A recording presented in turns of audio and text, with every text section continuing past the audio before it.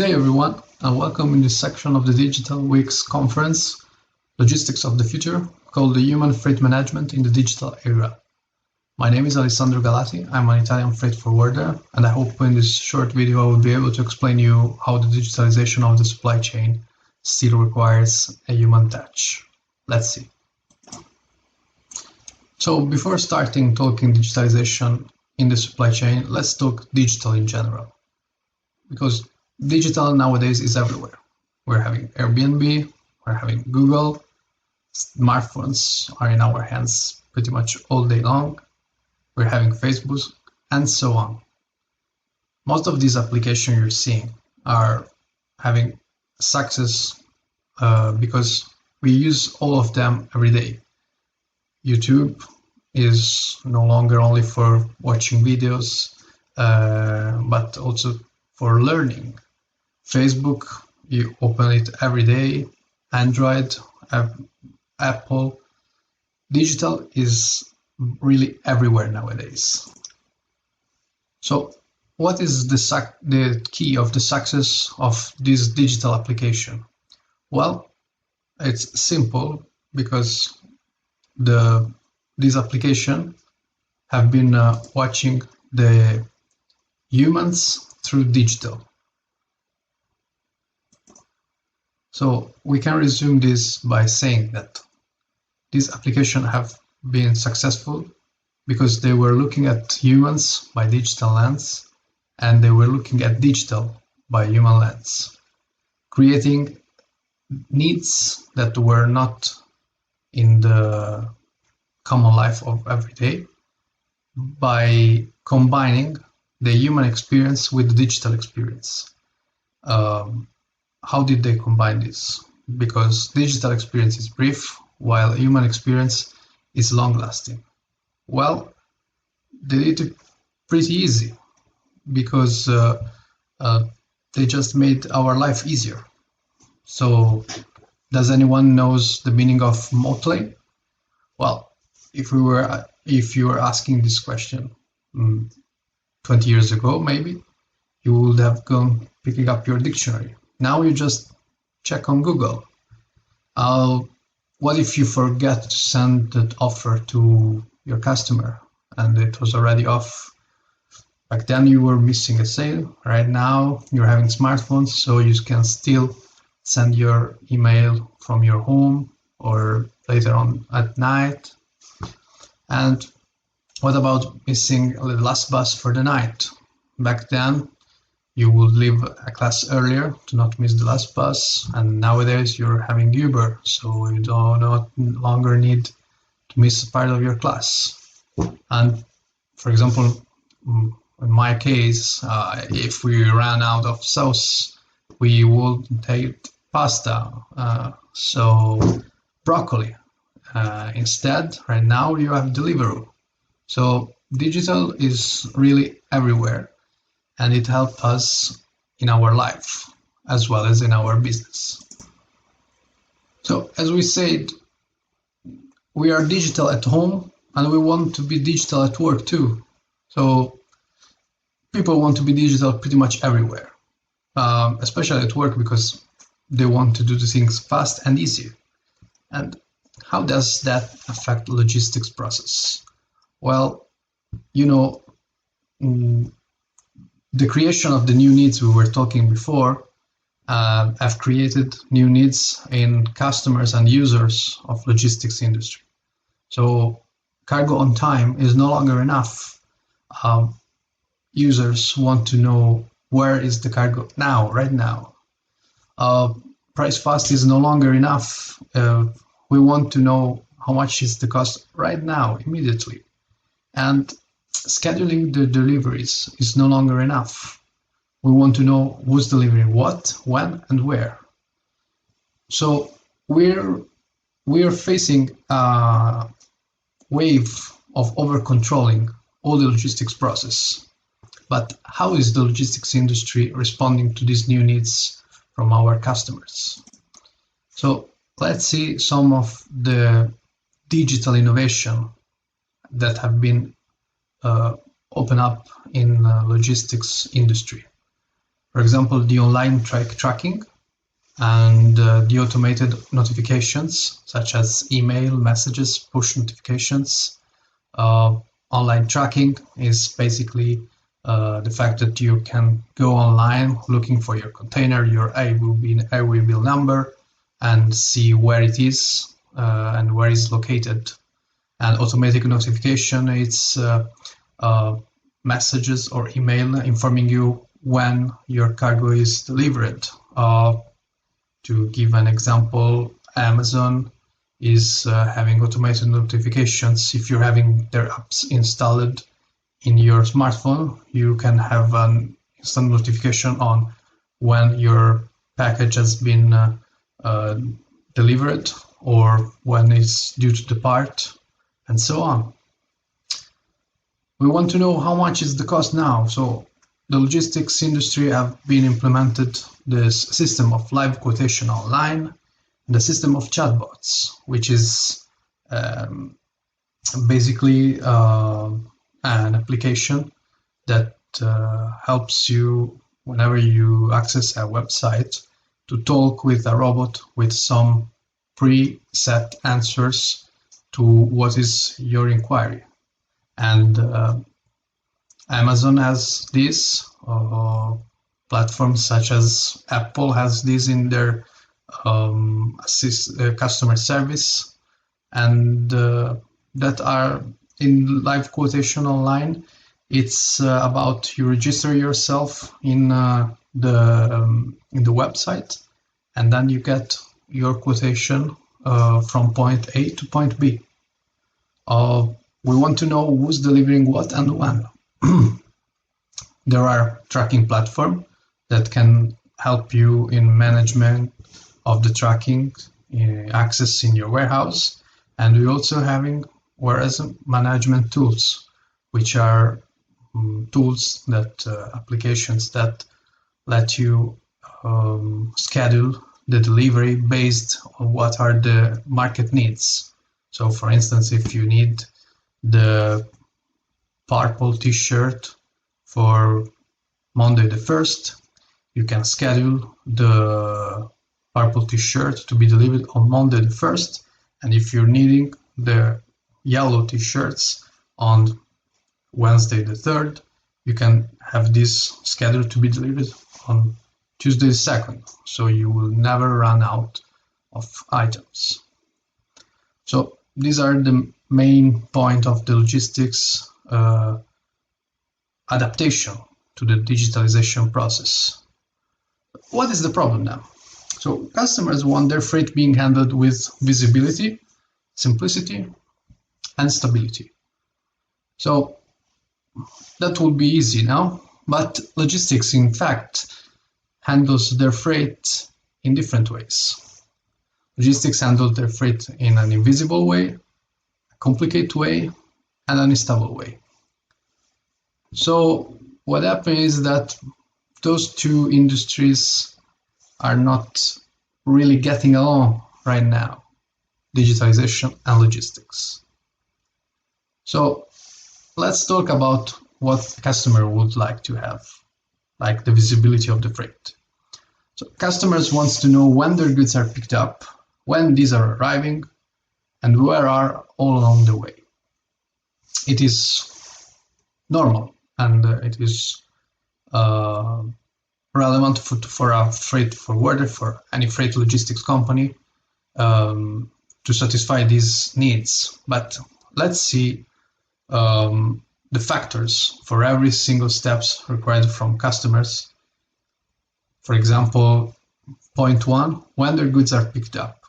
So in order to schedule a pickup, you need to check for equipment type, mileage the driver is going to drive, weight restrictions on the road if any, dimensions restrictions. Maybe the customer wants to pick up a pallet which is too wide or too high for the equipment type we were having booked. Loading and unloading requirements. If maybe the shipper doesn't have the right equipment to load the cargo, or it is required a crane to unload the cargo at destination. Pickup time restrictions. Some warehouses have fixed time for pickup. Most of them do not open on 24 hours basis. And as well, of course, delivery time restrictions. And product type. You cannot pick up dangerous goods if you're not having a driver licensed for handling dangerous goods. You cannot pick up fresh food with a normal truck, or otherwise your fresh food's gonna be destroyed on the road. And this is just the steps to take before point one. So all of this leads to enormous amounts of data inside, stored in text, codes, documents, messages that need to be translated in one simple output, which is not possible to simplify with a tracking tool. Because yes, you need the visibility of the freight, but how it is possible to nowadays to regroup all these points on when their goods are picked up? So here comes the limit of the first 2 points we were talking about earlier. Online tracking, in case of disruption, it doesn't give explanation.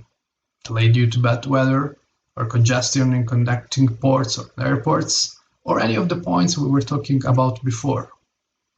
Pickup restriction, the delivery time restrictions, equipment type, commodity type, and automated notifications. It is automated, but do not have value if it doesn't tell you more than what you see online. Which means if you don't go the extra mile, it doesn't lead you anywhere knowing that your cargo is going to be delivered by the end of the day. If you want to know what time is going to be delivered, you need to go to the extra mile, talking to someone to see where are located, if the driver is stuck in a traffic jam, or anywhere else. About stability of the freight. Of course, customers want the shipments to be safe, fast, and cheap. They want to have no or very little risks all along the way. They want to move their goods at a fixed price, anytime and anywhere. And they want no disruptions whatsoever. So, freight and logistics companies are now structured to minimize the risks dependable on all the factors stated before. However, there are still risks that are not able to assess, like predicting the number of transportation assets. For example, during the Chinese New Year, there is a huge amount of transport disruption in China. And during Christmas Eve, there are a lot of disruptions in Europe and United States. Another thing is adequately address shipping requirements, which is, of course, knowing what are the restrictions of certain commodities.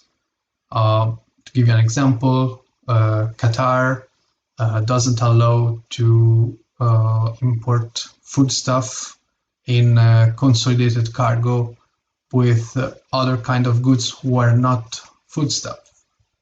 So this is a disruption that may happen. And of course, cybersecurity, because the main problem to the stability of the freight, besides of the problems that may happen during a storm or an accident, a fire, it's cybersecurity. Because if you're having your cargo being booked to be shipped to New York, and this actually goes in Shanghai, for example, it's going to be a problem for you, your customer, your logistics supplier, and so on. Cybersecurity, it is not an easy nut to crack. 2 of the biggest carriers, marine carriers, have been attacked by cyber threat in the last 2 years.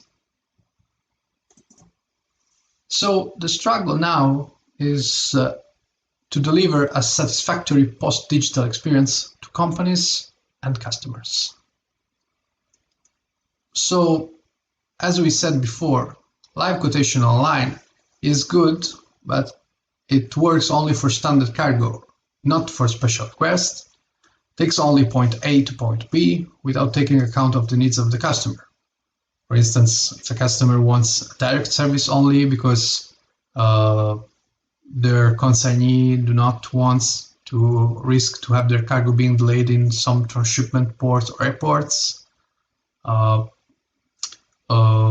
maybe you want a slower transit time because you need time to get your cargo arriving after the holidays. And of course, letter of credit constraints. Many banks are still issuing letter of credits with old Incoterms from 2010, with many implications like vessels which are having flags from certain countries, or they forbid to ship on vessels from some kind of countries, and so on. And chatbots. Well, chatbots are useful, but they can respond you only on standard inquiry. So it doesn't take chatbot doesn't really take account of the complex request. Many of them you can see in the websites are just a nice decoration. They are programmed to ask to send an email or to talk to a human, and that leads to be an even more frustrating tools to be used with no longer competitive advantage. So while I keep talking on the freight request from a customer, simplicity of the freight.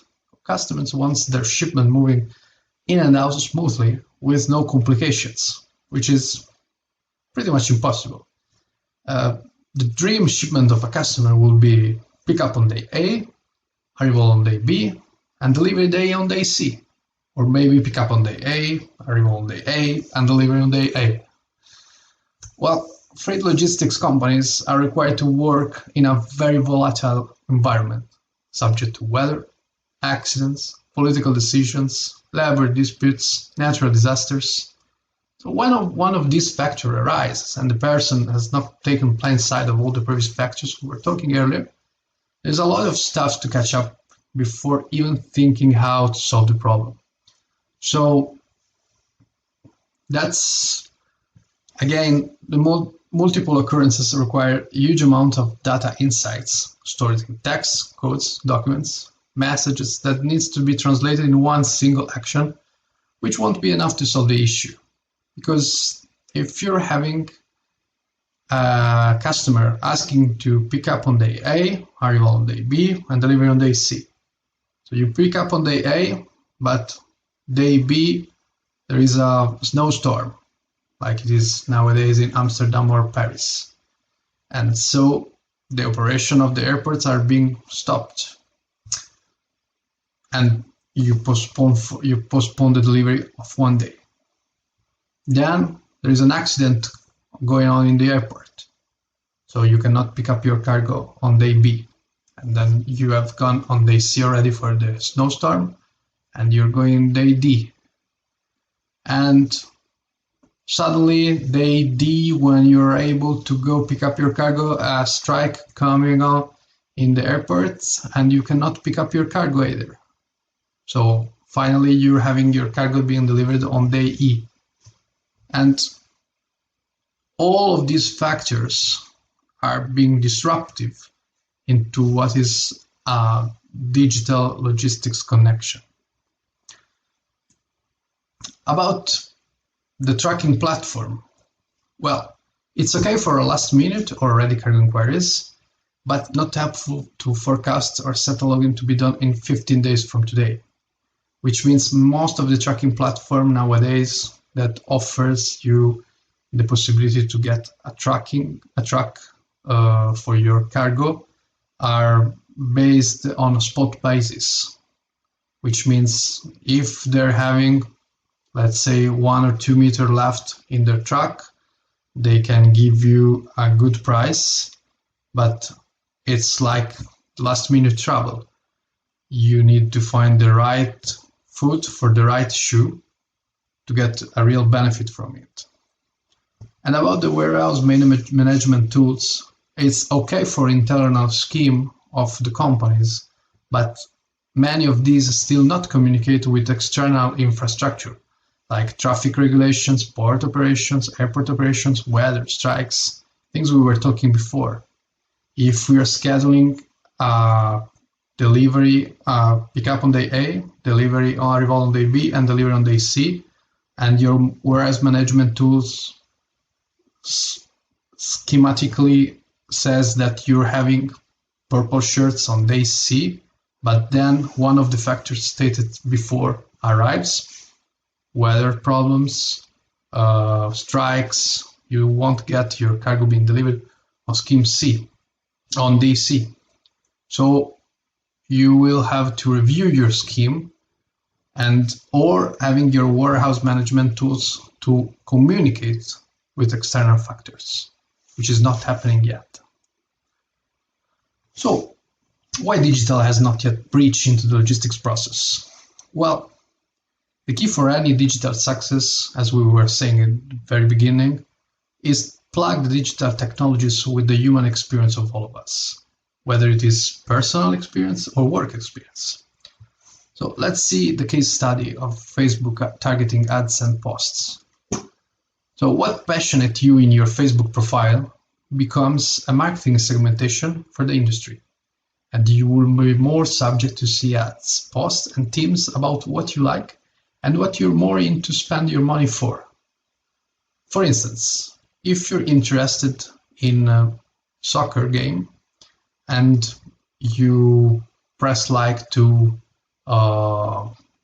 Manchester United soccer team, Barcelona soccer team, Real Madrid, Juventus, anything related to soccer, Facebook will show you as much post of soccer you will have. So think about how many times while opening your phone you press the Facebook app just to scroll around. Facebook have been plugged in their digital technologies with the human experience of all of us. I like soccer. I put what passionates me on Facebook, and then I have Facebook linked with my human experience. So let's see why digital has not yet breached into the logistics process yet. Well, there are three main reasons. Customer wants it the easy way, a short-term investment culture, and the difference between multitask and ambidextrosity. So, customers' requirements of stability to schedule, organize, and reschedule again doesn't get along with the multiple actors involved in the logistics process. A short-term investment culture. Customer wants a system that fits with their internal needs. Freight and logistics companies still make billions with their traditional business model, only partially adapting this to their customers' needs. It is the example of whenever you're seeing an offer from a freight to logistics companies on ocean freight. Some logistics companies are offering you an all-in price, but most of them are showing you a list of all the voices filing the rate.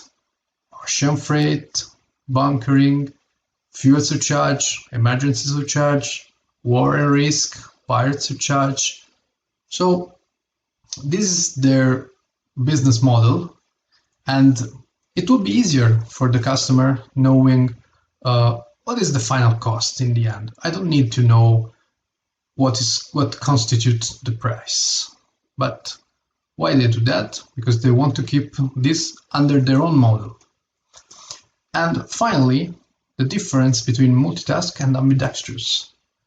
There is a big confusion between being multitask, which means doing multiple operations at the same time, and ambidextrous, which is efficient today and adaptable by tomorrow. Users want multitask and ambidextrous experience at the same time. So let's see in deep. The easy way. Customers are looking for an extension of their business, not a service provider to give them prices, but no accountability.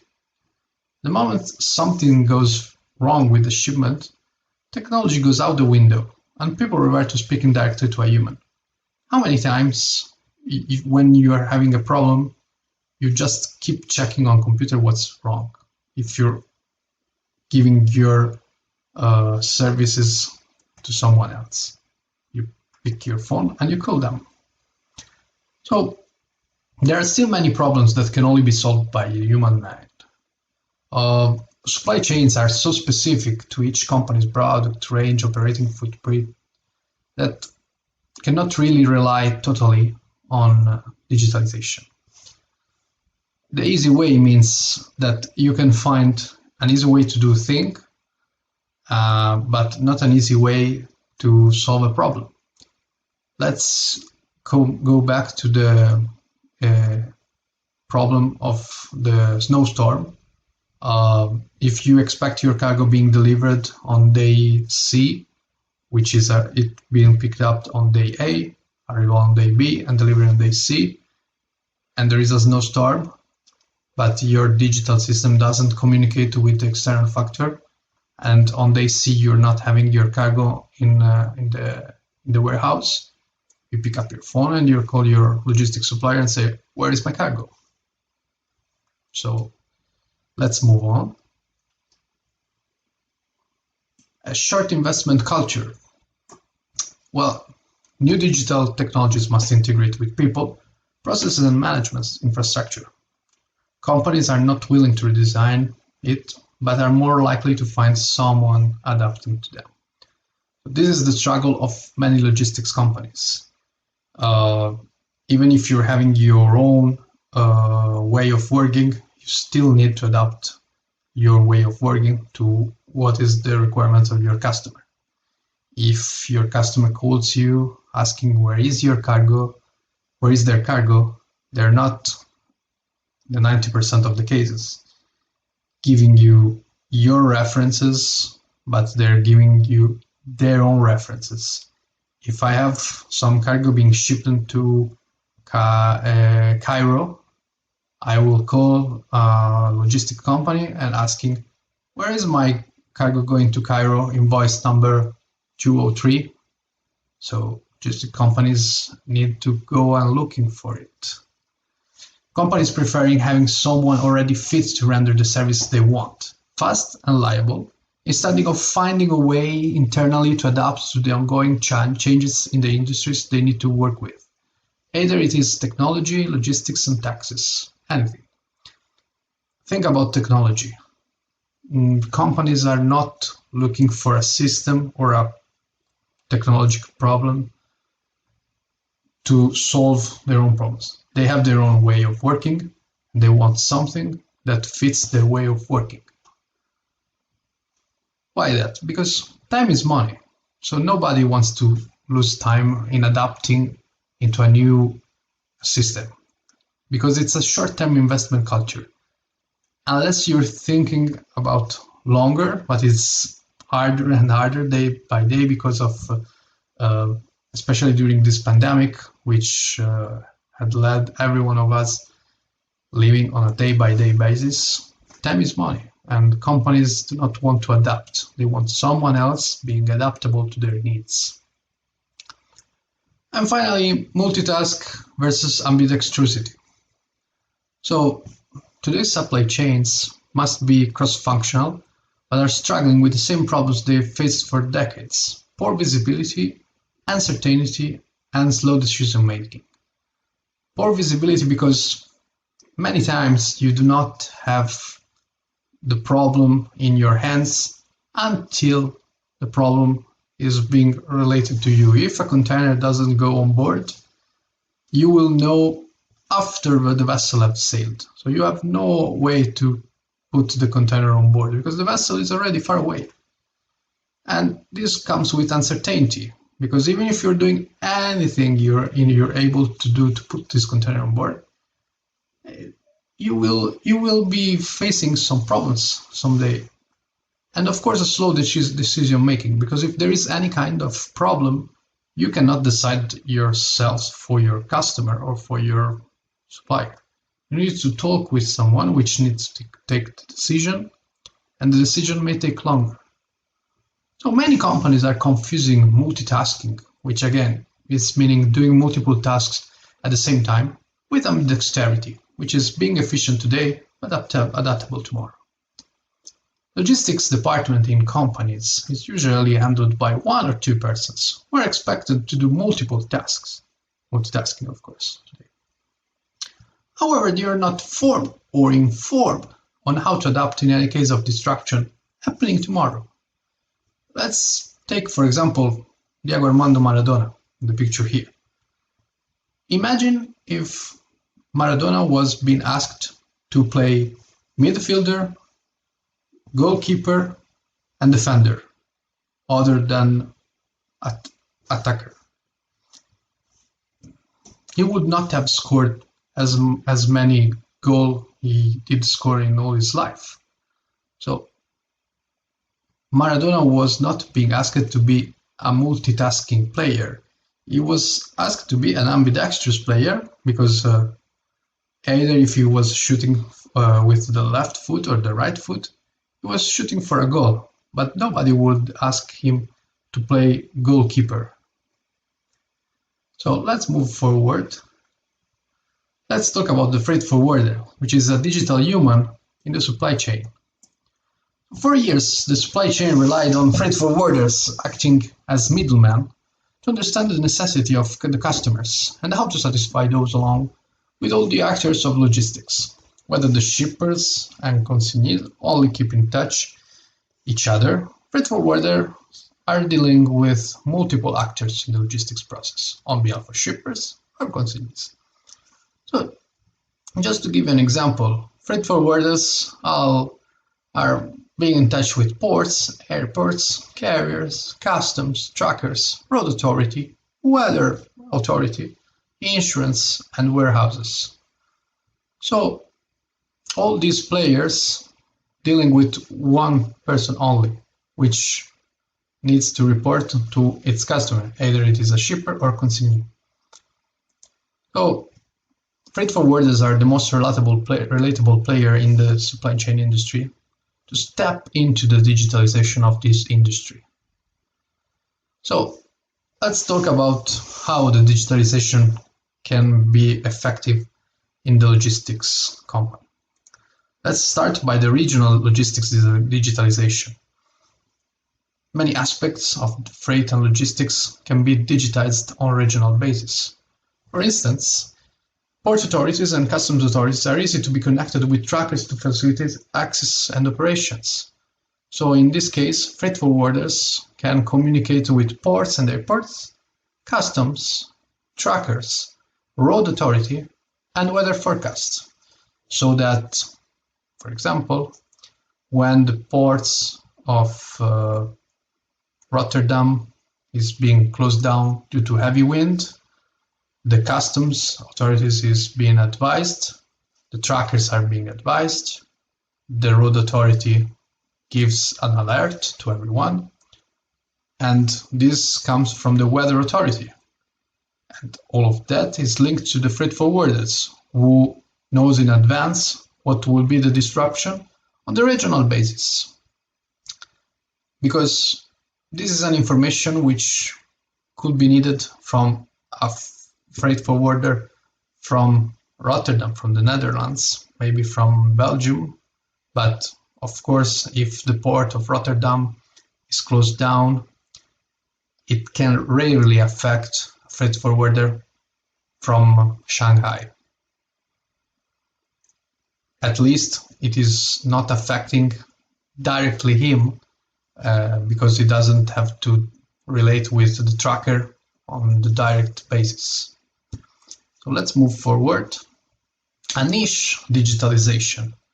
So specific products industry can be regrouped in one specific platform to facilitate the cooperation between actors. For For example, Fruit Logistics can benefit from a marketplace specialized in cold chain, having on board the specialized carriers and equipped truckers warehouse to optimize their means of service. So in this way, again, you can connect freight forwarders to different players based on the means of their services. Carriers, truckers, insurance companies, warehouses which are equipped with temperature controlled, for example. Again, the e-commerce logistics.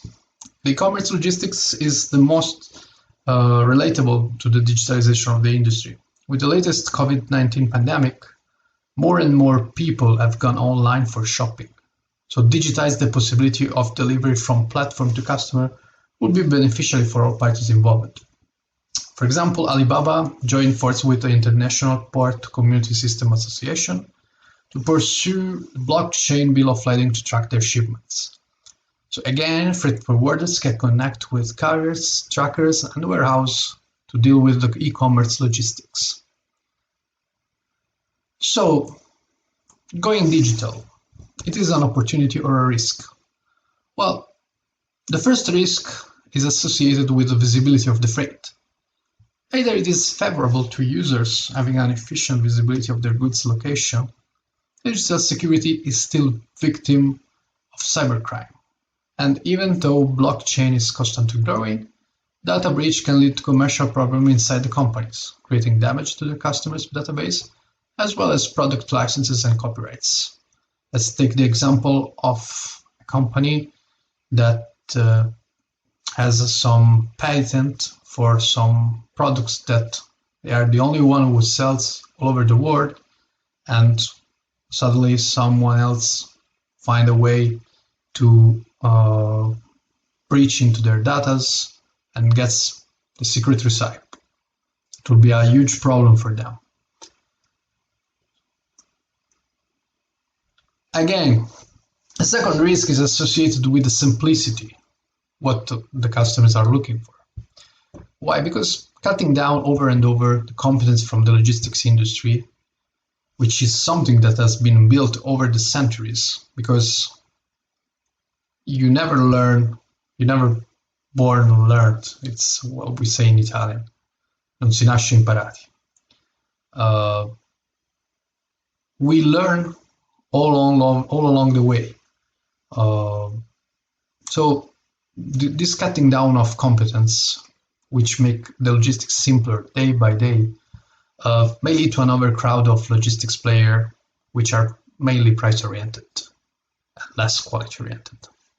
So, especially when it comes to platforms, many platforms are not accountable for the quality of the service rendered, and do not take any liability for any problem you might encounter if you're dealing with the wrong logistics player. Because in the end, their margin is over a transaction between two independent actors in the logistics process, you and the supplier. And you know, even though you're having the problem and then the logistics supplier, which is not able to handle your problem, is being removed from this platform, you're still having the problem. So this is another risk. And finally, the stability. As we said earlier, stability is not multitasking, but it is the ambidexterity within. Working efficiently today, adaptable tomorrow. Any company totally relying on their inside process stability is not ready to deal with the outside disruption, which are intrinsic to the logistics field. Which means whenever you're having a kind of problem, you need to be able to adapt to this problem. And logistics is full of problems. So in the end, conclusions. Digital logistics is very close to the end user, e-commerce, but still far from small, medium companies who are the 80% of the total worldwide. As long as there will be differences in the country's rules, regulation, and infrastructures, automatism will be far from taking a step into the whole logistics process. Human interactions will be always required to solve the small multiple problems and to satisfy the small multiple requests from users and companies. And human freight management is finally coming to an end when the competence in logistics will be acquired in every step of the supply chain, understanding the multiple connections within every industries and the outside factors. Finally, digital logistics companies need to focus on creating a digital ecosystems where multiple systems can communicate each other, translate the codes of every step of the logistics process in different business languages, going beyond the concept of blockchain, which is too far away to conglomerate into a single operation figure. This was a short introduction of why the human touch is still required in the digitalization process of the logistics. Problems, whatever such they might be, they still require the human connection, but digital is linked to our human nature every day more. So it is not far away the day where the digitalization process will be covering us for any kind of problem we might have and any kind of disruption. I thank you everyone for your attention, and I hope you found this interesting for your needs. Thank you and bye bye.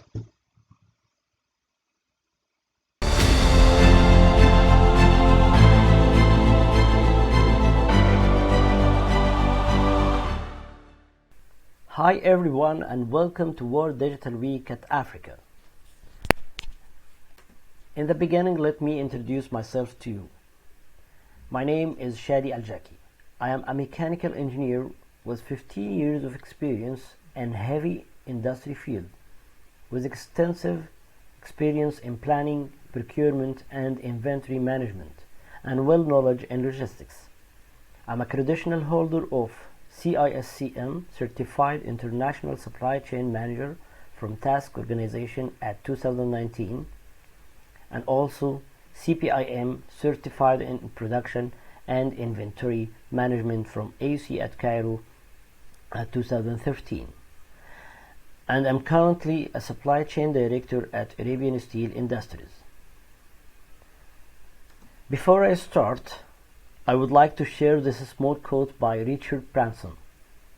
A business is simply an idea to make other people's lives better. And I believe it doesn't need any explanation. Today, I would like to speak about managing impact of demand fluctuations on warehouse performance.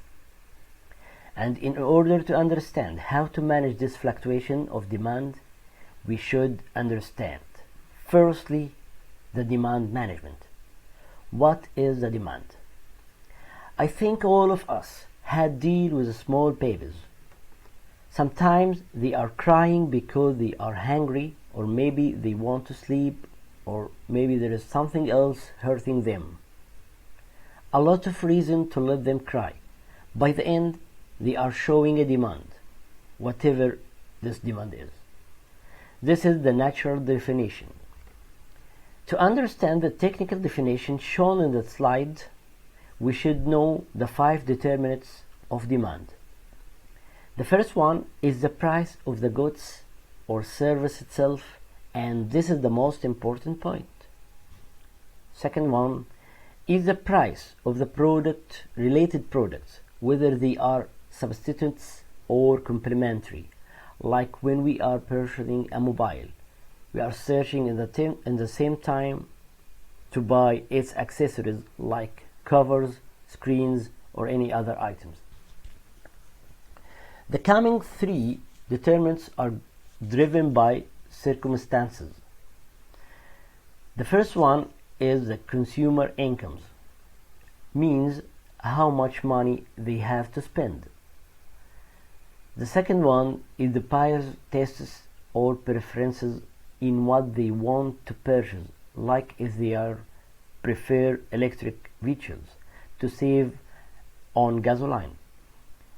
Then the demand of the gasoline car will drop down or sometimes when a new innovation, like what happened when we changed normal cell phones to smartphones like Android or iOS. The third one is consumer expectation about whether price will go up. In that time, if they are concerned about the future inflation, they will stock up now. So now we can define the demand management technically. Demand management is a planning methodology used to forecast, plan for, and manage the demand of products or services.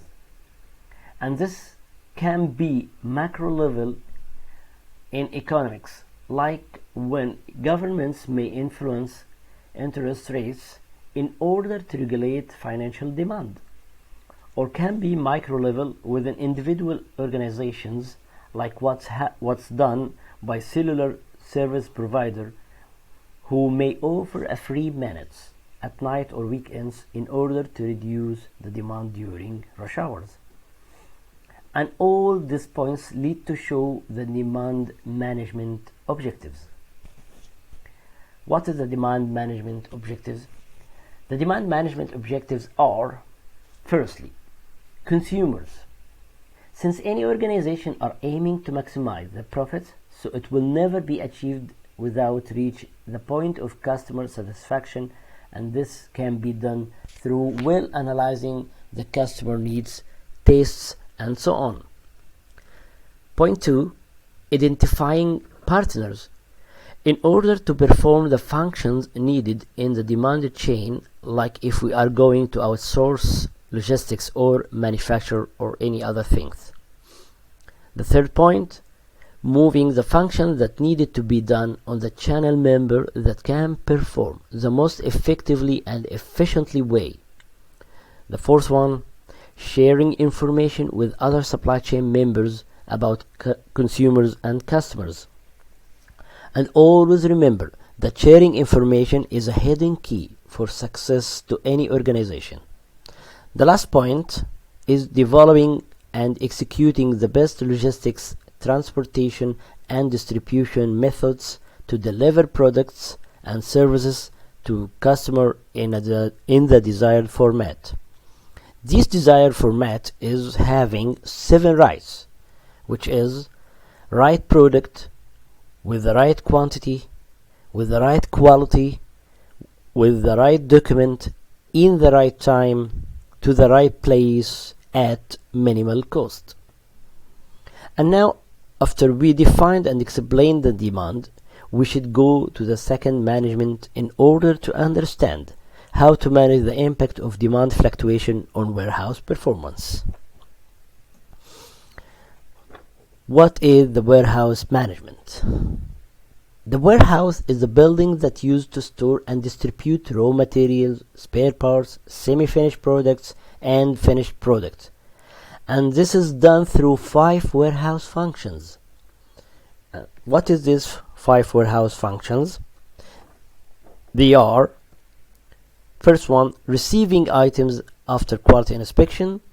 Second one, put away those received items in their locations. Third one, picking those items when needed. Fourth one, shipping, and dispatching, the last one. These warehouses functions are not achieved unless we reach warehouse objectives. So we have to show the warehouse objectives. Warehouse objectives are reduce the time to get the needed stock to meet the customer satisfaction, and clear pen location system that saves time and stock, and minimize the cost through reducing all costs like time, efforts, stock level, and many other points. Now we can go to the third point to be explained, which is demand fluctuation. What is the demand fluctuation? Demand fluctuation is an important uncertainty state that touches the foundation of production, employment, and capacity utilization of companies in short term and under full competition conditions. take care. Demand fluctuation might close a business if not managed well. This is true. So let's differentiate between low demand and peak demand through showing the pros and cons and how to manage in each position to get the best warehouse performance. Let's start with the low demand period. I'm going to show the positive points firstly. The positive points are 1. A perfect chance to do a line overhaul. It means this is in the low demand period we can do overhaul or maintenance activities to our equipment, our production line. Secondly, reorganize and arrange the stock items. The third, got a chance to provide a vacation or rest to our employee, and this is HR matter. Then let's go to the negative points from the low demand period. The first one is having overstock that might lead to warehouse blockage. Secondly, loose stock segregation due to the overstock. The third one, coming from the above or previous 2 points, that we might reach to the stock damage. Sure, if we have overstock and we have no enough space to store our items, that might damage our stock, or maybe if we have a stock having expiry date, it might be damage. The last point is production stoppage. This is the negative points in the low demand. Now we have to go to the peak demand period, and I will start with the positive points. The first one is increase sales, so increase gross profit. Very simple. Second one, increase stock turnover. The third is gain a great chance to increase the budget for R&D department and investing in our company equipment and manpower. As usual, everything has a pros and cons. So the negative points of this peak demand period are: in some cases, we might lose opportunity if production capacity plus available stock is not enough. The second one, increase the employee vacation balance, which increase HR costs to compensate this point. Third one, increase overtime. Fourth, increase outsourcing in some cases. 5, and the most important, that all process stages all the time in stress. Now we have the pros and cons for both cases of demand, so we can now go to the manage the demand fluctuation. How to manage the low demand? To manage the low demand, we have to do these actions. The first one is to have a good or a strong record for the market demand, and this is a must in order to adjust the production rates and determine the schedule of line overhauls in case of overstock take place. Secondly, store renting will be one of the solution. 3. Readjust the production rate to avoid more warehouse blockage. 4. Sometimes it's a chance to purchase raw materials with the lowest possible price, but this action should be calculated very well. 5. Give more vacations to employee. 6. A chance to provide training to the employee. Now I'm going to show how to manage the peak demand through the actions coming. 1. As we have in the low demand, a strong record for the market demand is a must in order to adjust the production rates. 2. Outsourcing is one of the solutions to cover open orders through contractors or renting production lines. 3. Overtime could help more. 4. Part-time. 5. And one of the strong keys is to apply MRP, Material Requirement Planning, and this topic needs an individual presentation to be covered and explained well.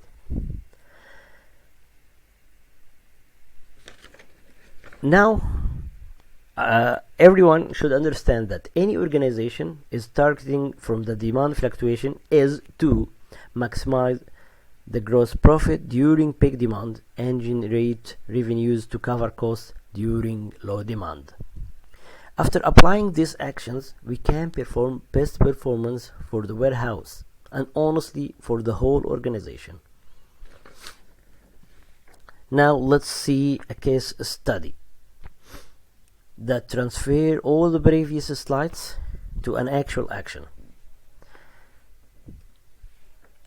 As I am working now in a steel field, so I'm focusing in steel market in Egypt. In this slide, I'm showing you the trends of production versus sales from 2008 till 2018, about 10 years. And as a result, from a small analysis in sales, I found that the big demands were on March, December, and Jan, as shown here in this slide.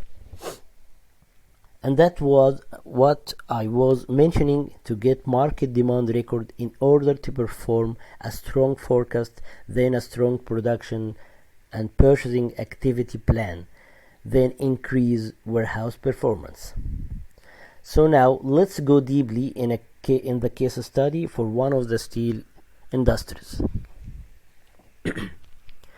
In this table, we show the sizes of steel repart produced and sales and closing stock.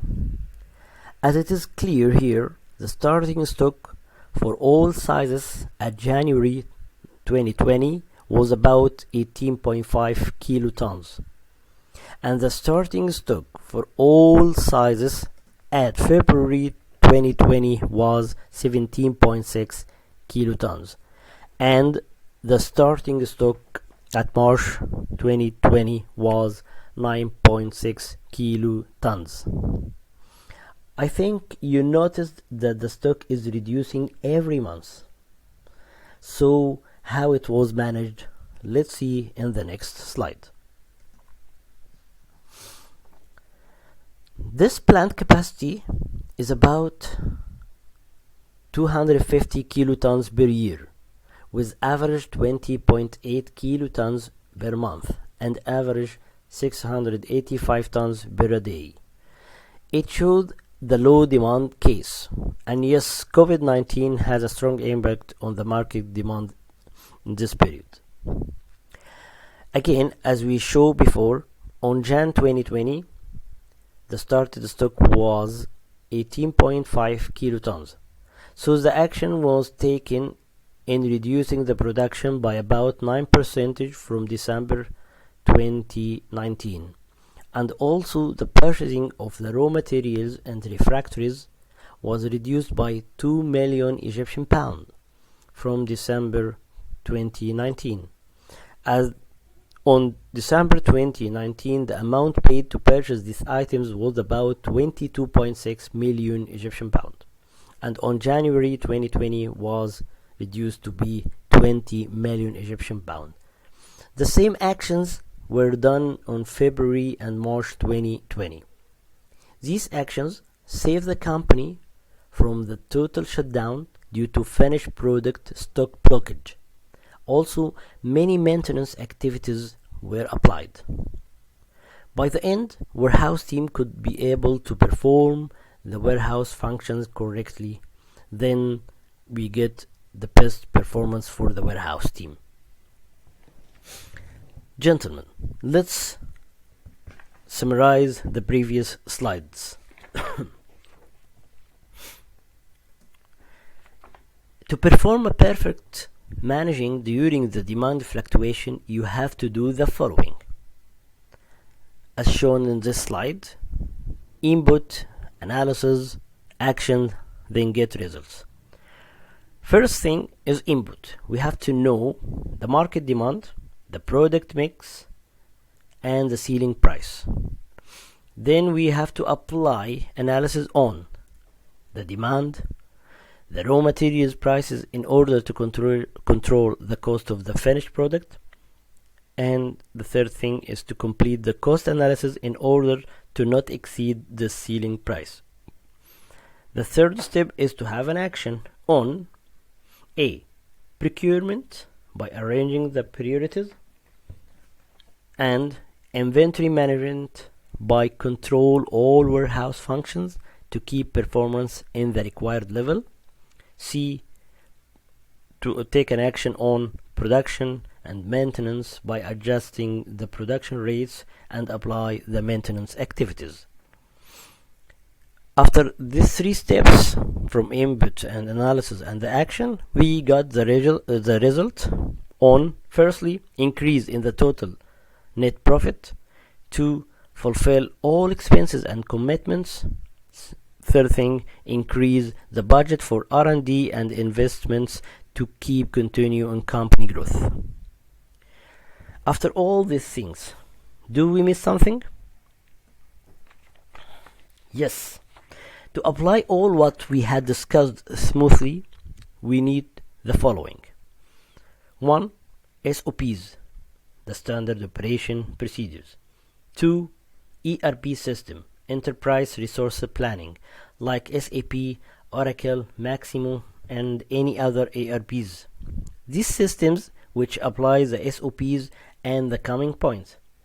3.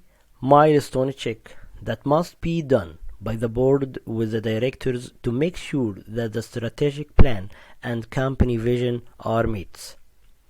4. Total requirement control. 5. Rough cut capacity. 6. Capacity control. And all these controls techniques are used in the planning levels to achieve all company plans in each step. And it needs also an individual presentation to be explained well. By the end, I will use Mr. Wael Safat quote, which say, "It is not organizations that are competing, it's the supply chains that are competing." Thanks.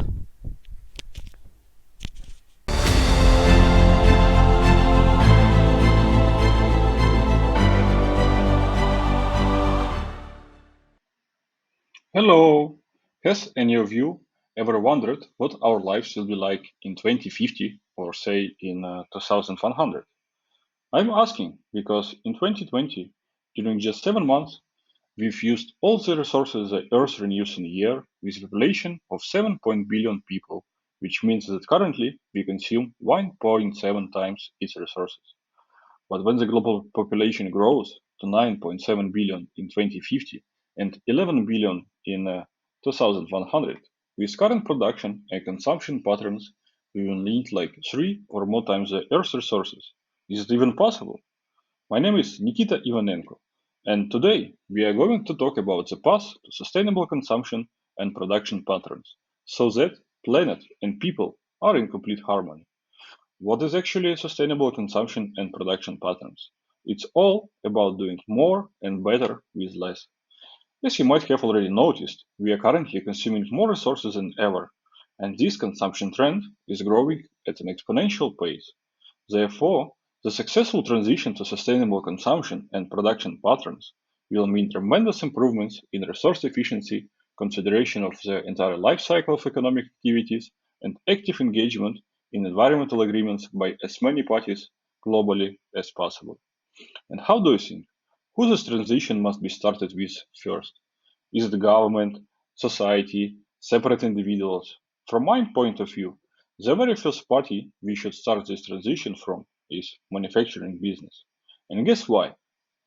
The key reason is that in the supply chains they are much earlier than consumers. Also, due to the inefficiencies in their processes, they usually need more raw materials than they would use if they worked efficiently and to their fullest potential. Furthermore, if they are not able to meet the actual consumer demand properly, they produce a vast amount of goods which end up in waste. For instance, the stats demonstrate that the overproduction in the food industry led to 51% of waste, in the textile industry to 30% of waste, and in other industries from 10 to 20% of waste. Apart from that, the inefficiencies in processes at manufacturing companies lead to excessive use of water and energy.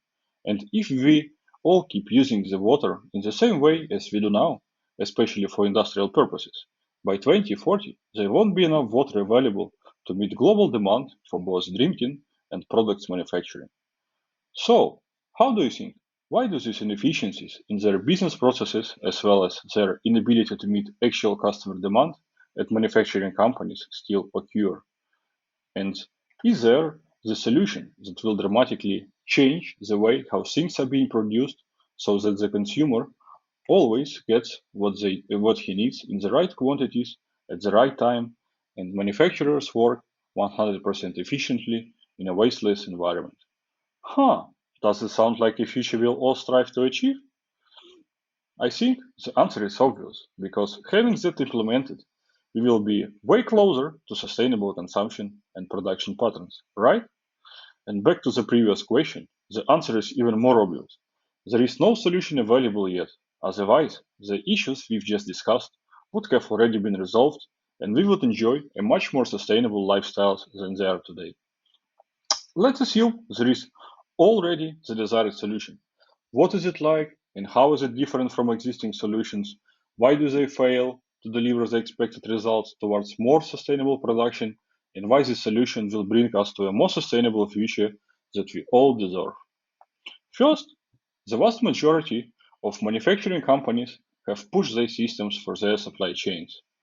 That's when products are being pushed through their distribution channels from production up to the wholesalers and retailers based on the demand forecasts, which are almost always wrong or inaccurate, even though there is a solid historical data about sales and real customer demand during past periods of time.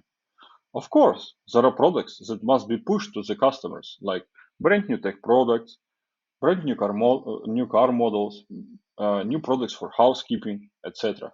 But the most efficient way to do it is via media channels, rather than producing them in advance, hoping for a huge customer demand in the future that might never become real. On the contrary, there is a solution called pull system. In pull-based supply chains, procurement, production, and distribution are demand-driven rather than based on predictions. Thus, the goods are produced in the amount needed by customers and exactly when they are needed. By doing so, companies can focus on eliminating waste activities in the production processes. As a result, they'll be able to optimize their resources and reduce the possibility of overstocking. The pull system is part of lean manufacturing.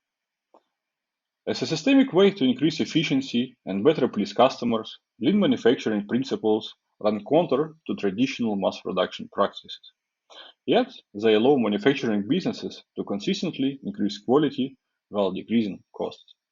They emphasize key objectives like simplicity, flow, and balance. Companies large and small can leap over the competition by understanding and implementing this high efficiently demand-driven system. Let me explain each aspect of lean. First, as you already know, is pull system. Second is waste. Third is continuous improvement. So what is pull system? Pull system is a type of the system where components are used in the manufacturing processes and they are replaced once they have been consumed, so companies only make enough product to meet customer demand. This means all the company's resources are used for producing goods that will immediately be sold and return a profit. Essentially, a pull system works backwards, starting with the customer's order, then using visual signals to prompt action in each previous step in the process, as you can see on this figure. Second major lean manufacturing component is waste. Essentially, waste is any unnecessary step in manufacturing process that doesn't benefit the customer. Therefore, the customer doesn't want to pay for it. When you remove waste, you are left with only the steps that are required to deliver satisfactory, now high-valued product to the customer. There are 8 types of waste, which are defects, overproduction, waiting, non-utilized talent, transportation, inventory, motion, excess processing. First is defects. Defects is all about the quality of the product that doesn't satisfy the actual customer's needs and expectations. It can be either the product of poor quality or the process that could negatively impact the quality of the product. Some specific causes include poor quality control at the production level, poor machine repair, lack of proper documentation, or lack of process standards, etc. Next type of waste is overproduction. Overproduction is all about producing more than actually is needed by customers. It usually leads to overstocking or excessive inventory volumes, which causes extra costs to business. Common causes of overproduction include unreliable processes, unstable production schedules, inaccurate forecast and demand information, etc. Next one is waiting. Waiting is all about people, material, equipment waiting to start their job due to some reasons like raw materials are not in place yet and so the job can't be started. Common causes of waiting include unplanned downtime or delay equipment, long or delayed setup times, etc. Next type of waste is transportation. Transportation is the necessary movement of parts, double handling of materials, or shuffling of inventory to get access to the right components. There is also the frequently overlooked fact that people often have to make round trips, adding to the delay. It's surprising how far people walk in the course of a year in many processes. For instance, walking 100 feet to get parts 20 times a day can add up to nearly 170 miles a year. Just imagine how big that number is. 170 miles a year. Actually, common types of transportation waste include, as already mentioned, poor layouts, where there are large distances between operations. It's also about long material handling system, large batch sizes, etc. Next type of waste is related to inventory. Inventory waste is inventory that is left untouched, waiting to be used. It wastes space as well as the capital used to purchase the inventory without immediate financial returns. Common causes of inventory waste include overproduction of goods, delays in production, or waste of waiting, etc. Motion is the next type of waste. Motion is about the excessive motion of employees and equipment on a factory floor. Seemingly trivial excess can add up over time to generate significant inefficiencies that will lead to extra costs. Programmable machines can have motion waste designed into their behavior or layout.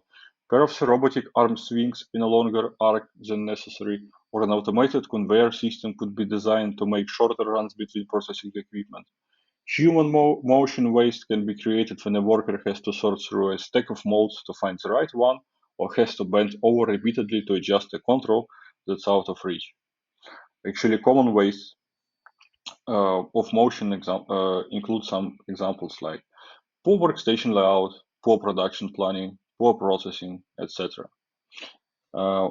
Last type of waste is called excess processing. Excess processing is related to management or administrative issues such as lack of communication, duplication of data, overlapping areas of authority, and human error. It may also be the result of equipment design, inadequate job station tooling, or facility layout. Examples of excess processing include like poor communication, poor documentation, understanding of the customer's needs, human errors, etc. And the third major part of lean manufacturing methodology is continuous improvement. Explained shortly, it's a never-ending strive for perfection in everything we do. In the context of the lean methodology, continuous improvement seeks to improve every process in the company by focusing on enhancing the activities that generate the most value for the customer, while removing as many waste activities as possible. So, as soon as all the waste as the organization are eliminated, continuous improvement is used in order to sustain the efficiency levels of all the value-added business processes in the company, as well as to immediately respond to the rapidly changing environment outside the company. For example, there are some new workplace regulations arrived, and using continuous improvement strategy, the company is able to immediately adapt to these changes without any impact on the quality of products and the efficiency of the existing business processes. All right, now we all know the major components of lean manufacturing. So let's explore what Industry 4.0 is. Industry 4.0 is a digital transformation of manufacturing and related industries, as well as value creation processes. In recent years, Industry 4.0, digital and physical technologies have made possible new accomplishments of speed, cohesion, flexibility, and automation that have forever altered what production looks like. Advances in robotics, materials, and artificial intelligence are all poised to be the future vanguards of manufacturing and beyond. As a result, digital technologies and lean principles are intersecting in what is commonly termed digital lean, which can be a powerful combination of timeless lean principles and constantly evolving digital technologies to decrease waste and variability in processes. So, let's explore how Industry 4.0 can enable companies to become digitally lean. Digital lean is not a new set of lean principles, but it enhances lean principles to make their application even more powerful. While systems of record such as enterprise resource planning often report on operations and they impact the company and plant financials, many digital lean systems of innovation produce detailed information on all aspects of the process. Digital lean also uses Industry 4.0 and other digital tools to provide more accurate, precise, and timely information about operations. Moreover, the increased availability of high-frequency data from Industry 4.0 technologies coupled with growing processing power has led to new analytics and insights that were virtually impossible several years ago. Do you remember we've discussed what waste is? Digital lean accelerates waste identification and its mitigation faster than traditional lean methods by giving targeted, detailed information directly to those who can reduce this waste. However, digital lean also provides an opportunity to target hidden components of waste as information asymmetry, latency that often go unnoticed and that cumulatively add up to higher support costs and reduced efficiency and output, resulting in tangible bottom line impact. Digital lean generally requires three key enablers at a plant, and every plant will have different immediate needs across these three areas. First one is the collaboration between information technology and operation technology. Actually, prior to Industry 4.0, both were mostly two distinct areas with little to no overlap. To unlock its full potential, digital lean requires integration of them both, which brings plant and operations data to plant and business users. Second key enabler of digital lean is standardizing of processes. Actually, plant processes generate data that serves as input for digital lean. But if processes are not carried out with standardization and discipline, accurate and continuous data could not be forthcoming. As a result of impact of a digital lean initiative would be muted. Key in this regard is the role of plant leadership in defining and enforcing processes to ultimately provide more accurate data. Third key enabler of digital lean is bringing the process to life. It's all about data-enabled technology platforms. As important as IT and OT collaboration, discipline process and data management are, relevant technological platforms should be leveraged to truly harness the benefits of digital lean. Okay, so what are the benefits of digital lean? When digital lean is implemented successfully, organizations can expect to reduce costs and improve quality, in turn leading to better productivity and a stronger return on investment when compared with individual digital or traditional lean improvement projects implemented in isolation. With digital lean, the manufacturer can build on its lean foundation and leverage new technologies such as machine learning and predictive maintenance to solve previously unsolvable business problems and unlock previously unreachable productivity frontiers. Digital lean already utilizes and unites digital with management practices to solve business problems. An organization that uses digital lean with intensity on applicable high-value business problems can potentially expect to see the greatest returns. Moreover, digital lean transformations and improvement projects target long-established performance measures such as improving OEE, reducing cost, and improving safety and sustainability. When approaching the plateau of the traditional lean optimization curve, manufacturers have seen considerable incremental value across all traditional measures by focusing on digital lean improvements, as you can see in this figure. To achieve the greatest return on investor, manufacturers should focus digital lean initiatives and programs in the largest areas of opportunity. These generally include unlocking the capacity of constrained assets, improving strategic assets efficiency, decreasing comparatively high total cost of poor quality, decreasing labor spend, and decreasing or eliminating unnecessary raw material costs. As you can see, digital lean is typically effective and robust. It can reduce the effort to understand operations and generate more accurate, precise, and timely information. It's more than a set of Industry 4.0 tools, encompassing reevaluating current processes using a digital mindset, changing behaviors, and shifting decision making away from experience based to data based far more efficiently than lean processes alone could ever do. Moreover, targeted strategic digital lean efforts do not necessarily require significant upfront investment to realize the benefits in weeks.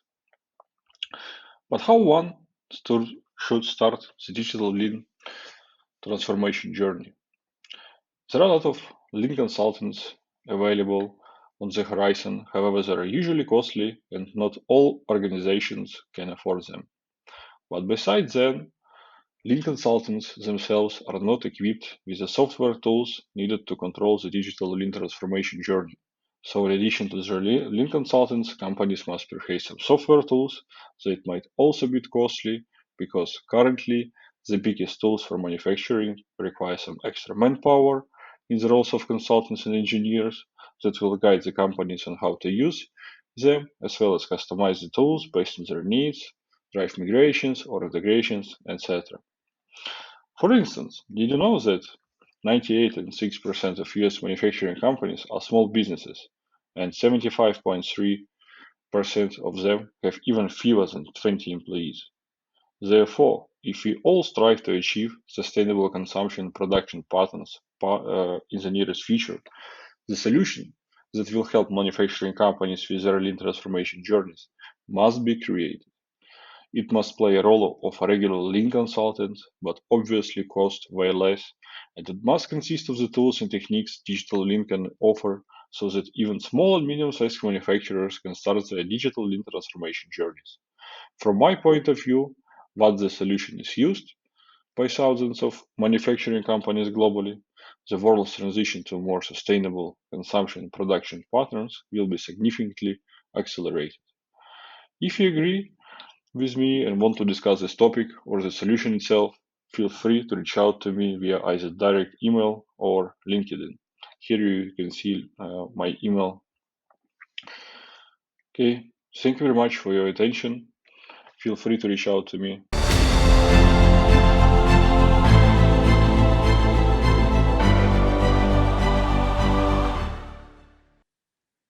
Hello, everybody. My name is Carolina Cipres. I'm Director of Research at Zaragoza Logistics Center, and I wanted to talk to you about trends and innovation in supply chain and logistics. Just to give you a bit of background, when I was mentioning I work in Zaragoza Logistics Center, ZLC is a research and education center for logistics and supply chain management, and it's in the framework of this activity that I'm going to present you with these new trends for the sector. ZLC is affiliated to the MIT in US and to the University of Zaragoza in our region, Aragon, and it's has been created by the government of Aragon 18 years ago. So just to give you a bit of a framework when we are talking about trends at European level. At European level, there are new strategies that are being launched by the European Commission. Last year, the European Green Deal was created, and also a Europe Fit for the Digital Age. These strategies, as mentioned, were created before the pandemic, but now with the pandemic, they are even more important because all the recovery in Europe is going to be staying on the building blocks of sustainability and digitalization. So on these two strategies. And that means that it's going to impact all, as those trends are going to impact all activities in Europe in all sectors and specifically as well, logistics and supply chain management. But I wanted to tell you a bit about these strategies in general And then we can see what does it mean for logistics, okay? So when we talk about the European Green Deal, what it is the ambition of this strategy is to be the first climate neutral continent, for Europe to be the first climate neutral continent. And this is ambitious. This is looking for in 2050 to have no net emissions of greenhouse gases. But this is how we achieve to do this, how we want to achieve this, is to decouple the growth from the resource use. For instance, turning to a more circular economy oriented approach. But also that is not only in general, in terms of a strategy for the European Commission, but it's specifically this strategy for research. And this year already, the European Commission launched a research call based on the Green Deal to tackle this. And specifically for logistics, it covers both green ports and green airports.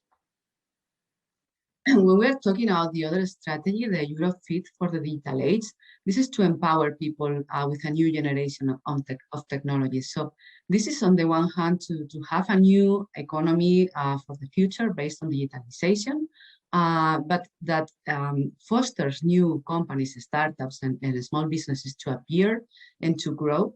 And for this, we need Europe to keep the pace, and we need regulations to enable this, to foster this, instead of hindering it. But because sometimes traditional regulations are not keeping up with the rhythm of the new digital technologies that are appearing. So this is a challenge that the European Commission has. But also to ensure fair competition for all companies in Europe in this world of the digital digitalization. But specifically, this also has to do with increased access to data, because data is at the core of the digital Europe. So this is the key for this strategy. And the building blocks for this strategy, the technologies that it is going to be building up upon are, for instance, artificial intelligence or online platforms. But something that is really a concern nowadays in Europe and in general is cybersecurity. With this new digital world, digitalization being part of all the activities, cybersecurity has to be in place, because we need to be secure and safe. We need to make sure that data is protected and that we are not vulnerable to attacks, right? So this is something that has to be totally embedded into this strategy. But also digital skills. We are talking about a new generation. We are talking about a future for Europe. But we need the younger people to have these digital skills that will be needed in this future Europe. So this is something also that this strategy is looking for, to enable the younger generation to have these required skills. So now that we have this framework of the Green Deal and the Europe Fit for the Digital Age, I wanted to show you examples of European research projects that are impacting on those strategies, either only in digitalization or both digitalization and sustainability. And then we will see how all of that ultimately translates into the future for logistics in Europe, okay? So the first project I wanted to talk to you about is INDIMO project, Inclusive Digital Mobility Solutions. And here, the two keywords for this project are inclusiveness and digitalization. And we will see now why, okay? So we are talking about using a universal design manual for digital transport services. The universal design manual is based on flexible use, simple use, equitable use. And this is something that is going to be setting the path for all this project, this universal design manual. But we want to make sure that this inclusive digital mobility toolbox that we create in this project has embedded cybersecurity, because as mentioned before, this is a concern every time we are talking about moving to a more digital world. But also ensuring personal data protection, because we, as users of a mobility transport service, are providing our personal data to the transport operators, or ultimately to the digital service providers behind those operators. We need to make sure that this personal data is protected. So this is something also that this project is going to take into account. And how is this project going to work?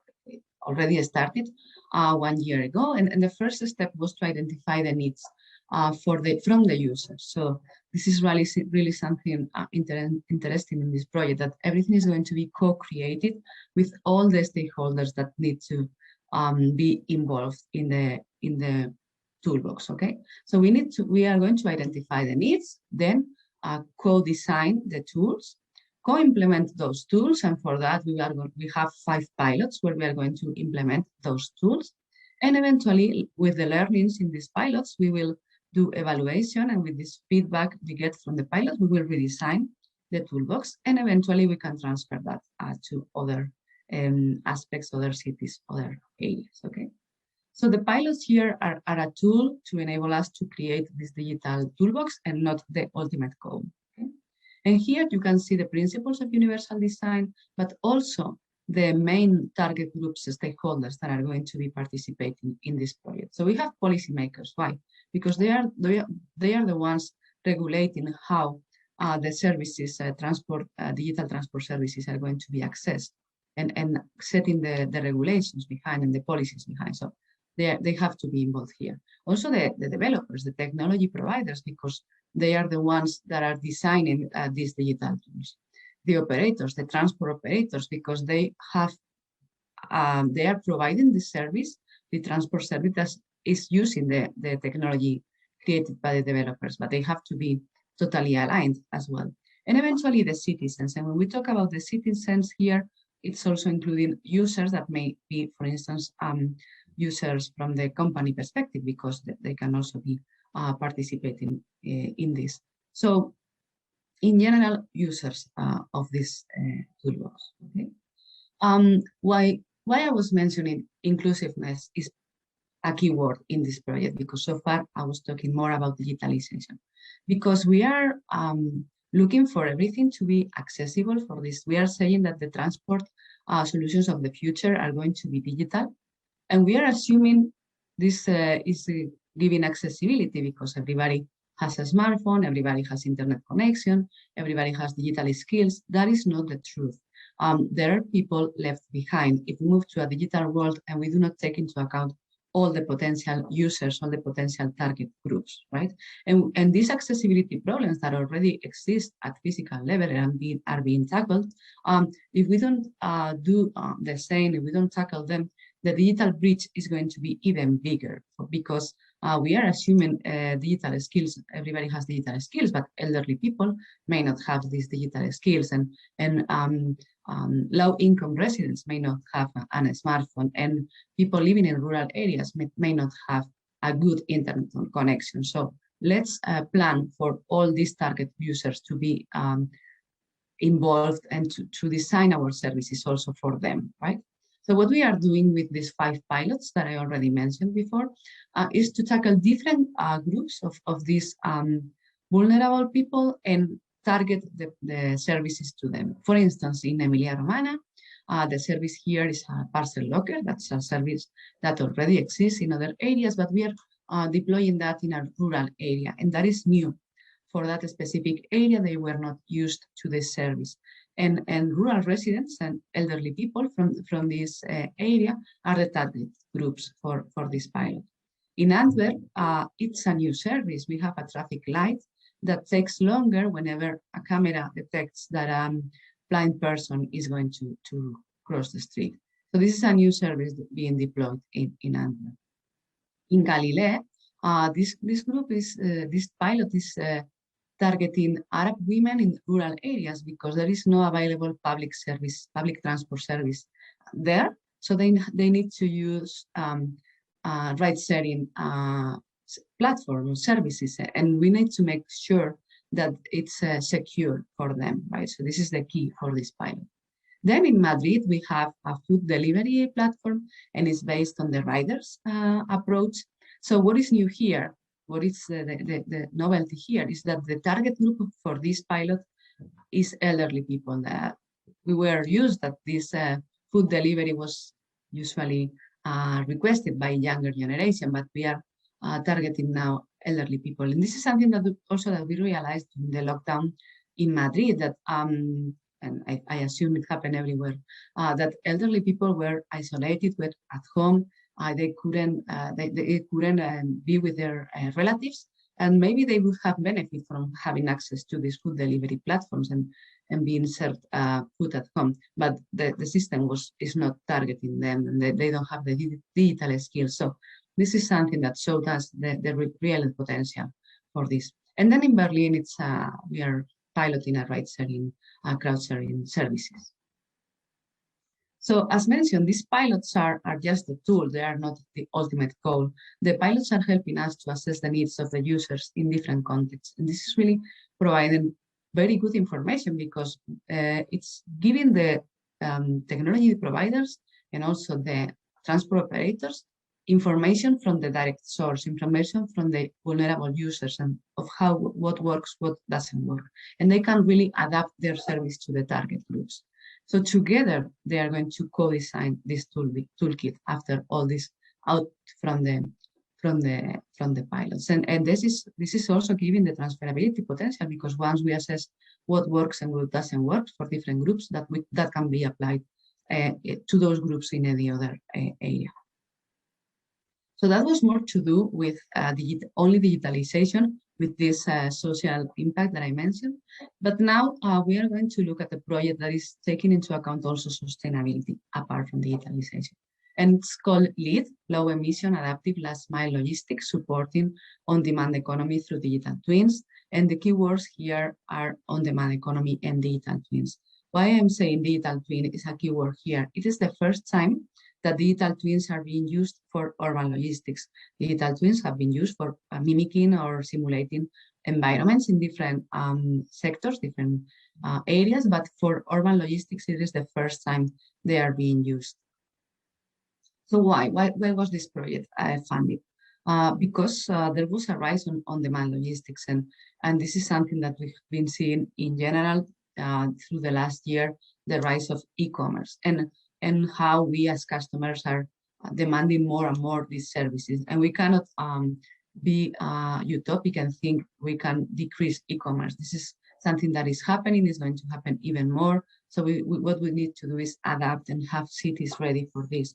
Because what happens, we have been targeting in the past the cities to be sustainable, to be decongested, tackling public transport and tackling private car use. But now the trend is reversing, and now it's not people using the car to go to the city. It's the staff being moved to the resident areas by delivery vehicles, right? But the congestion is the same or even more. So we need to find out new business models that support a new way of doing things that make this sustainable. And this is what LEAD is proposing: new business models, new ways of operating last mile delivery for this rise of the on-demand economy. And it's supporting itself in the digital twins. So the digital twins are an enabler for this project. So what is LEAD? LEAD is going to create digital twins in 6 cities. We have Madrid, The Hague, Lyon, Porto, Budapest, and Oslo. And this is, first what we are going to do is understand the assist scenario for each one of the cities. And then we are going to create this simulation environment with the digital twin. And the digital twin is going to mimic the real world of these cities. And ultimately, we will create a roadmap of what is going to happen for on-demand economy in urban logistics, not only in the cities, but in general in Europe. So what are the strategies we're going to use to do that? First of all, to deploy innovative business models, because we have a new situation here. We have volatility of demand, delivery life cycles and costs, very short, and then we need to respond to those challenges. And for that, we need new business models to operate the last mile logistics, okay? So how going to approach this business model? Well, we are first looking at crowdsourced shipping. We are looking at capacity sharing, multi-echelon distribution, and then also having micro hubs, and then ultimately the physical internet. And the physical internet is a concept that I will be mentioning later on in this presentation. But also we have enablers for this, and we have the use of low emission delivery vehicles that can be electric delivery vehicles, but also can be cargo bikes or any other bikes. So alternative vehicles are going to support as well this. So as you see, this is a combination of models, strategies for distribution, sustainable vehicles. So it has to have all of that to be really sustainable. But everything is going to be data-driven, and this is why this project is also a digitalization project, because we need to have everything connected to be able to run these operations smoothly, and also because we are going to use the digital twin as a testing room for what we are going to try in these cities. So the concept for the digital twin comes from the fact that we are going to have the living labs in the physical world. We call it the living labs because this is not a pilot operating separately. This is something embedded into what is really happening in the operations of the city or of the companies working on these cities. And we are going to mimic that in the digital twin. And once we mimic that, we will have different models that are representing the reality of these cities. And we will validate that the digital twin is really mimicking what is happening in the physical world. And once we have that clear, we have all this data, then we can try different solutions in the digital twin. And we try different models, different solutions, we try to optimize, and we see what works and what doesn't work. And now we know this, we go back to the real world and we implement. So this digital twin is enabling us to try different things and to find out what works better, not having to actually deploy it in the city, and just go to the real implementation with something that we know that works, because we have really simulated it in an environment that is really mimicking the city itself, right? So as you can see, each one of the pilots of the living labs is going to have its digital twin.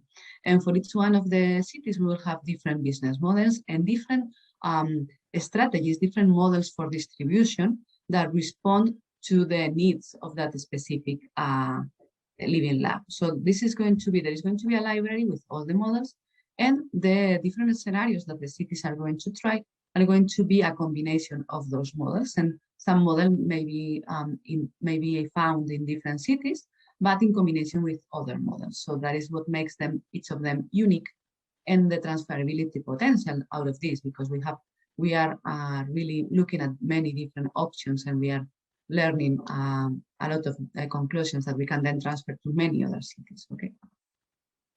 So the main innovations that this project is bringing, first of all, the digital twin, as mentioned, this is the first time it's used for last mile logistics. But we don't have to forget that the digital twin is the enabler, is the tool, is not the ultimate goal. The ultimate goal is that cities are going to embrace technology and advances in data value. And this is what is the real ultimate goal of this project. But also we are going to co-create solutions for the on-demand economy. And this is a need that we have, and with the rise of e-commerce, we have seen that. And eventually, this is going to speed up the transition towards the physical internet paradigm. And this is the second time that I mentioned the physical internet paradigm. So I wanted to give you a bit of more information on what do we mean with the physical internet paradigm. First of all, you see here that I brought back again the two strategies that the European Commission launched, the Green Deal and the Europe Fit for the Digital Age. And this is so because the physical internet is creating sustainability for logistics, and its enablers are digitalization. So for sure, physical internet is using these two strategies as building blocks. Having said that, if the physical internet paradigm is going to be the future for logistics in Europe, and this is what is proposed by the European Technology Platform in Logistics, Alice, and it is building upon these two great strategies that the Commission has launched. This looks that this is something that is going to be a reality, okay? But I wanted to explain a bit more what the physical internet is. And first of all, the name. We call it physical internet because it mimics the way that the digital internet works. So in the digital internet, we have data flowing through the web seamlessly, and we have an email, for instance, that is sent to a user, and this email, or this email data, is bundled in a certain way and is moving through different servers, right? And we, as the recipient of the email, we do not care how this data was bundled, how this email went to different servers. We just care that we received the email, okay? So what would happen if for logistics it was the same? We would then have to have an open network where freight would move seamlessly, would be bundled in the best optimal way, and it will be moving through different nodes depending on where it makes more sense that this freight is going through or that this freight is being stored, right? The key here would be to have neutrality of the system through a trustee, as there is neutrality in internet, and also to have being blind to the decisions taken. So as a shipper, I will not be deciding I'm going to use this warehouse and then I'm going to use this transport mode. And no, this is something that with real-time information that we will have from this physical internet, the system itself will take those decisions and will decide with synchromodal information, okay, it makes sense to take the rail now and to use the rail for my freight, and it makes sense to use this warehouse, even though it is my competitor warehouse, it makes sense to bundle this freight with this other shipper freight, right? So what needs to be there for this to happen? First of all, digitalization. We need everything to be interconnected. We need to have everything sensorized, and we need to have all this real-time information. And that is only possible with digitalization. But the consequence of this is if we are bundling freight, if we are using the best mode of transport possible at any given time, the consequence is sustainability. So sustainability is also being a pillar for this. But of course, there is another consequence, and that is cost savings. And that is why industry is also so looking forward to this new paradigm, because the cost savings can be huge with different simulations and small implementations on the physical internet that have been done. There have been savings of 40% of cost. So there is this is a promising concept, and I invite you all to keep up with this concept and its developments in Europe in the coming years. So that was all from my side. I thank you so much for your time, and you can reach me out at that email for anything. Thank you so much.